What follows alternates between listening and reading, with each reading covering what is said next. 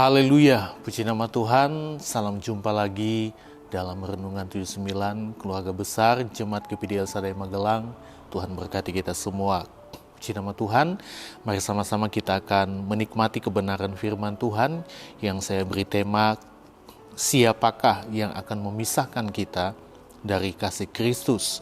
Kita akan lihat dalam kitab Roma pasal yang ke-8, Roma 8 ayat 35 sampai ayat yang ke-37, saya baca firman Tuhan. Sekali lagi Roma 8 ayat 35, 36, dan ayat 37.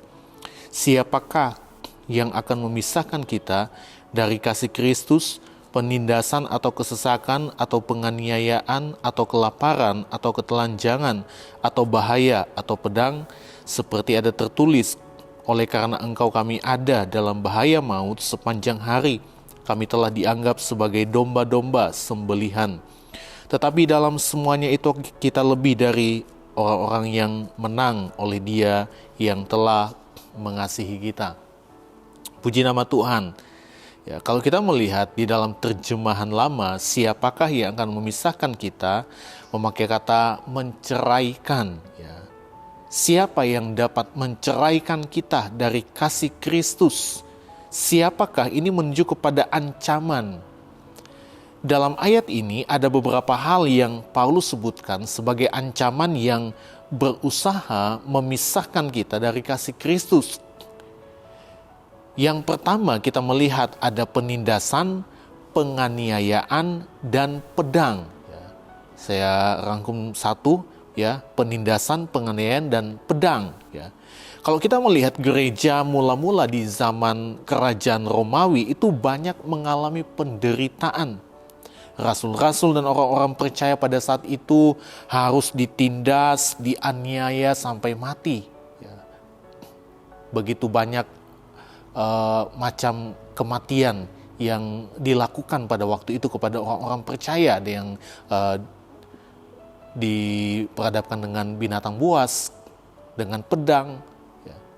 Banyak hal, ya. Apalagi kalau kita mengenal satu sosok kaisar yang sangat jahat pada waktu itu, yaitu Kaisar Nero.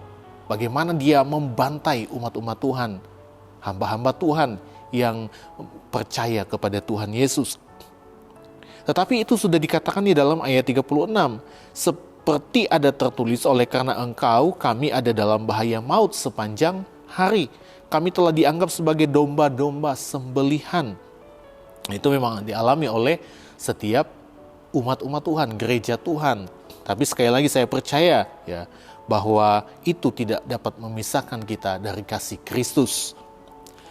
Dan yang kedua, kita lihat, ya, kesesakan. Ya, kesesakan itu sama dengan kesukaran, kelaparan, dan ketelanjangan. Di dalam 2 Timotius pasal 3 ayat 1 berkata, ketahuilah bahwa pada hari-hari terakhir akan datang masa yang sukar. Ya. Masa yang sukar di mana gereja akan mengalami kesukaran, kesesakan. Dan itu dijelaskan dalam ayat yang kedua sampai ayat yang keempat dari 2 Timotius 3 ayat 2. Ya, inilah kesukaran yang akan dialami oleh gereja Tuhan. Manusia akan mencintai dirinya sendiri dan menjadi hamba uang. Mereka akan membual dan menyombongkan diri. Mereka akan menjadi pemfitnah. Mereka akan berontak terhadap orang tua dan tidak tahu berterima kasih, tidak mempedulikan agama, tidak tahu mengasihi, tidak mau berdamai, suka menjelekkan orang, tidak dapat mengekang diri, garang, tidak suka yang baik, suka mengkhianat, tidak berpikir panjang, berlagak tahu, lebih menuruti hawa nafsu daripada menuruti Allah. Ini kesukaran yang sedang dialami oleh gereja Tuhan. Ya. Tapi menjadi pertanyaan, apakah ini akan memisahkan kita dari kasih Kristus? Ya. Bahkan kelaparan dan ketelanjangan, ya, yang berbicara tentang masalah dan persoalan krisis yang sedang terjadi di hari-hari ini. Mampukah kita bertahan sebagai orang-orang yang tidak tergoyahkan, tidak terkalahkan dengan kesukaran dan persoalan hidup, sehingga kita tetap beriman kepada Tuhan, ya, kita tidak dipisahkan dengan kasih Kristus. Yang ketiga, kita lihat dulu yang ketiga, ada bahaya, ya. Bahaya ini menuju kepada pengajaran sesat, karena pengajaran sesat adalah bahaya yang sangat mengancam kehidupan kekristenan sejak dulu bahkan sampai hari ini. Pengajaran sesat adalah pekerjaan dari iblis, ya, kuasa kegelapan. Ya, kita lihat sejak manusia pertama diciptakan, iblis berhasil menyesatkan sehingga manusia jatuh ke dalam dosa. Dan begitu banyak cara dilakukan oleh iblis. Dan pengajaran-pengajaran sesat itu adalah hasil dari karya iblis yang terus berkembang sampai hari-hari ini. Nah, kita lihat ada begitu banyak pengajaran sesat, itu bahaya bagi gereja Tuhan. Ya. Di hari-hari ini semakin banyak muncul agama-agama baru yang mungkin membuat kita bingung, ya, yaitu aliran sesat. Ya. Bahkan kalau kita lihat mungkin dulu masih sembunyi-sembunyi, sekarang udah terang-terangan menyatakan diri. Ya. Gereja Tuhan harus berhati-hati, harus penuh dengan firman Tuhan dan Roh Kudus. Jangan sampai hal ini menjauhkan kita dari kasih Kristus. Ya. Sekarang kita lihat Roma 8 ayat 37, itu katakan seperti ini.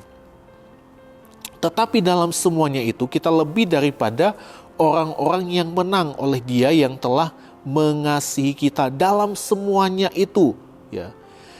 Dalam semuanya itu maksudnya di dalam Roma 8 ayat 35, ya. Yang dikatakan, siapakah yang dapat memisahkan kita dari kasih Kristus, menindasan atau kesesakan atau penganiayaan dan seterusnya, ya. Dalam semuanya itu, ya. Baik itu penganiayaan apapun, tidak ada yang dapat memisahkan kita dari kasih Kristus. Roma 8 ayat 38 sampai 39 dikatakan, sebab aku yakin bahwa baik maut maupun hidup, baik malaikat-malaikat maupun pemerintah-pemerintah, baik yang ada sekarang maupun yang akan datang, atau kuasa-kuasa baik yang ada di atas maupun yang di bawah, ataupun sesuatu makhluk lain, tidak akan dapat memisahkan kita dari kasih Allah yang ada dalam Kristus Yesus Tuhan kita. Bahkan kita disebut apa? Lebih daripada orang-orang yang menang. Ya. Lebih daripada orang-orang yang menang. Kalau kita lihat itu dalam bahasa Girika itu memakai kata hupernikomen, yang berarti dijaga. Jadi umat Tuhan itu dijaga tetap menang dalam tingkatan yang semakin besar. Ya, kemenangan yang gilang gemilang dan mulia. 1 Korintus 15 ayat 57 katakan, tetapi syukur kepada Allah yang telah memberikan kepada kita kemenangan oleh Yesus Kristus Tuhan kita. Nah, sekarang kita perhatikan mengapa orang percaya di sini yang dimaksud oleh Rasul Paulus itu tidak dapat dipisahkan dari kasih Kristus, bahkan disebut sebagai orang-orang yang menang. Roma 8 ayat 33 katakan, siapakah yang akan menggugat orang-orang pilihan Allah? Ini yang saya temukan.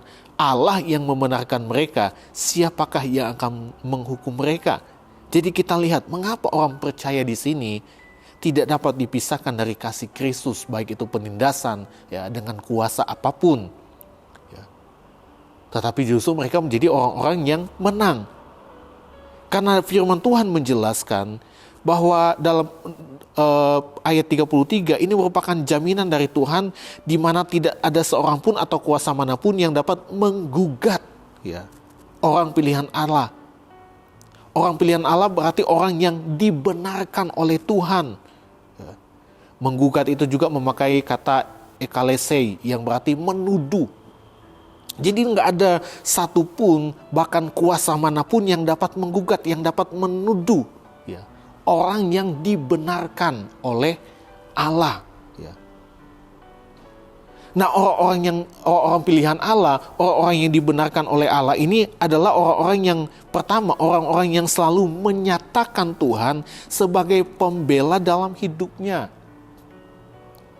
Kita harus menjadi umat-umat Tuhan yang selalu menyatakan bahwa dalam hidup kita nggak punya pembela lain selain Tuhan yang menjadi pembela kita menghadapi dunia yang jahat ini. Ya. Kita harus memiliki pembela, dan pembela kita adalah Tuhan. Jadi orang-orang yang menyatakan bahwa saya punya pembela dan Tuhan adalah pembela. Nah, yang kedua adalah orang-orang yang meresponi atau orang yang melakukan setiap kebenaran firman Tuhan dalam hidupnya, dalam keadaan apapun yang dia alami. Dia meresponi firman Tuhan. Ya mungkin kalau kita lihat di dalam kitab Injil Lukas 8 ayat 15, firman Tuhan katakan, yang jatuh di tanah yang baik itu ialah orang yang setelah mendengar firman itu menyimpannya dalam hati yang baik dan mengeluarkan buah dalam ketekunan. Ya kita mungkin tahu kisah ini ya. Perumpamaan seorang penabur yang menaburkan ada bermacam tanah ya. Tetapi tanah yang baik. Nah, ini adalah orang-orang pilihan Allah. Ini adalah orang-orang yang dibenarkan oleh Allah. Kenapa? Karena mereka memiliki hati yang baik, menerima firman, meresponi firman, dan melakukan setiap kebenaran firman Tuhan. Itu sebabnya mereka disebut sebagai orang-orang yang dibenarkan oleh Allah. Ya. Dan tidak ada satu kuasa pun yang dapat menuduh, yang dapat menggugat orang yang dibenarkan oleh Allah di tengah-tengah dunia yang jahat ini. Ketika kita hidup di dalam firman-Nya, Dia Tuhan yang akan membenarkan kita dan yang menjadikan kita sebagai orang-orang yang menang di dalam Dia. Puji nama Tuhan, Tuhan berkati kita semua. Mari sama-sama kita akan berdoa buat kebenaran firman Tuhan. Terima kasih Bapa yang baik, kami bersyukur kepadamu buat firman-Mu yang boleh kami nikmati saat ini Tuhan. Kami percaya firman-Mu jadi kekuatan bagi kami, firman-Mu yang membentuk kami menjadi umat-umat Tuhan yang berkenan di hadapan-Mu, karena kami rindu kami menjadi orang-orang yang dipilih oleh Tuhan, orang-orang yang dibenarkan oleh Tuhan.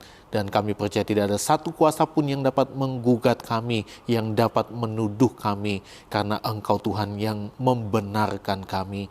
Terima kasih Bapa yang baik, kami bersyukur buat firman-Mu, berkati setiap jemaat Tuhan yang mendengar firman-Mu dalam nama Tuhan Yesus Kristus. Haleluya. Amin.